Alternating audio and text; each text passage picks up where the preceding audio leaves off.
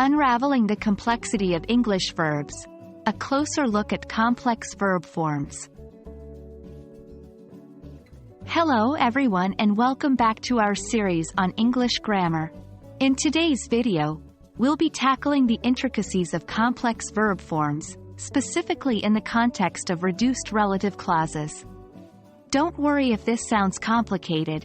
We will break it down into digestible sections for easy understanding.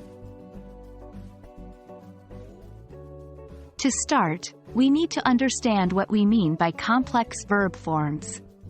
In English, we use complex verb forms when we want to express actions that happen over time, or when we want to relate actions to each other in some way. Complex verb forms usually involve more than one word. They can consist of a main verb, one or more auxiliary verbs, and sometimes a participle or an infinitive. For example, in the sentence, "She has been writing her book for 2 years," has been writing is a complex verb form. Now that we understand complex verb forms, let's look at their role in relative clauses. Remember that a relative clause is a type of dependent clause that provides additional information about a noun. In terms of reduced relative clauses, complex verb forms can often create confusion. This is because when we reduce relative clauses, we often omit words. However, it's crucial to remember that not all words can be omitted. Take this sentence as an example. The letter that was written by the president was published in the newspaper. When reducing this relative clause, we can't simply eliminate was and say the letter written the president, as it leads to confusion. Instead, we maintain the verb form and say, the letter written by the president was published in the newspaper.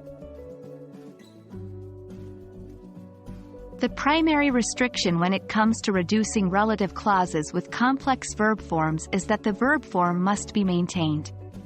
This means that we must keep the verb in its correct form, whether it's a past participle, present participle, or an infinitive, etc.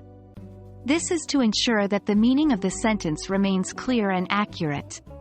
For example, in the sentence, "The man who is being interviewed by the reporter is a famous actor," the relative clause, "who is being interviewed by the reporter," can't be reduced to "interviewed by the reporter." Instead, we keep the verb form and say, "The man being interviewed by the reporter is a famous actor." And that's it for today's lesson on complex verb forms within the realm of reduced relative clauses. Always remember, keep the verb form when reducing relative clauses with complex verb forms to maintain clarity. We hope this video has been helpful in your journey to master the English language. Thank you for watching, and stay tuned for more English grammar tips.